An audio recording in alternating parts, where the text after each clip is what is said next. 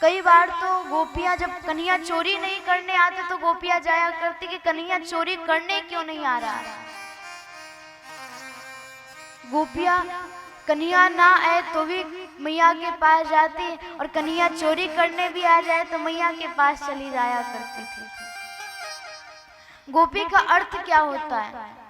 गो अर्थात इंद्रियापी, अर्थात जिसने अपने इंद्रियों को घोर करके पी लिया हो। आपको बताए एक बार हमारे प्रभु 5 वर्ष की अवस्था थी और मैया जो स्नान करने जाती थी यमुना जी में। तो यमुना जी में स्नान करने जाती तो पहले कन्हैया को सुला देती थी और उसके बाद स्नान करने जाती। अब क्या हुआ कि एक बार कन्हैया को सुलाने जा रही थी। कन्हैया बार बार सोचा करते थे आखिर मैया छोड़ करके जाती कहाँ पर है। रोज देखता हूँ रोज मैया सुला देती फिर मैया दिखती नहीं है। आज देखा जाए मैया जाती का।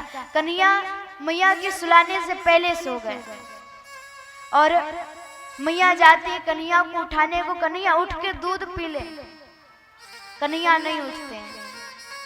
अरे उठाया तो उससे जाता है जो सोया हो, अगर जो सोया ही नहीं तो उसे उठाओगे कैसे? और कहा गया है कि जो सोया हुआ व्यक्ति उसे उठाना तो बड़ा आसान है, लेकिन जो नहीं सोया उसे उठाना बड़ा कठिन है।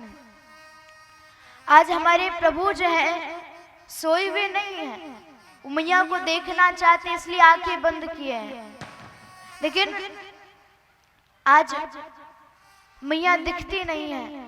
तो इस कारण आज प्रभु उनको देखने की योजना बनाते, खुद पहले ही आंखें बंद कर लिया।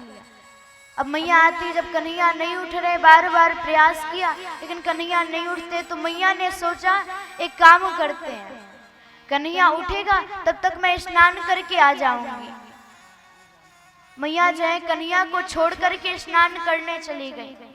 अब कन्हैया ने धीरे से एक आंखें खोली, देखा कि मैया जा रही है। महाराज बिस्तर छोड़ दिया और कन्हैया के पीछे पीछे जाने लगे और धीरे धीरे जा रहे हैं।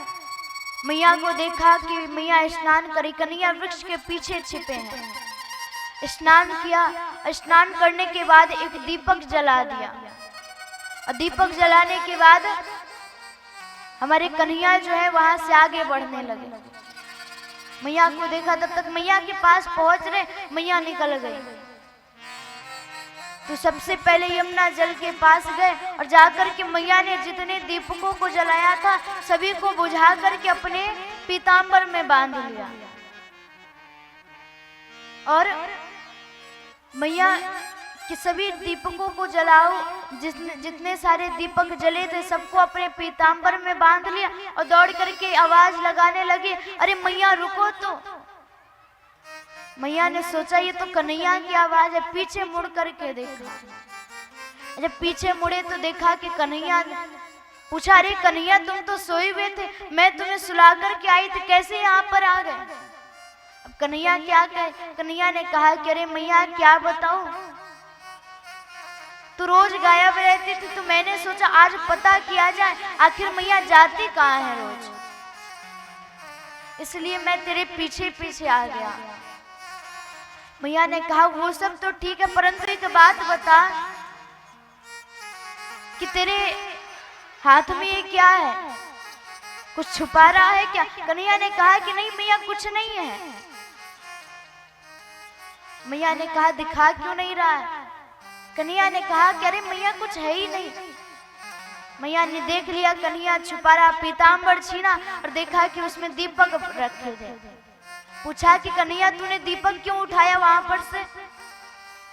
सुन करके वहां पर कन्हैया ने कहा मैया क्या बताऊं, आदत से बड़ा लाचार हूं, मैं किसी को डूबते हुए नहीं देख सकता। मैया ने कहा कि अच्छा ये बता, तू तो कहता मैं बड़ा दयालु, अगर तू इतना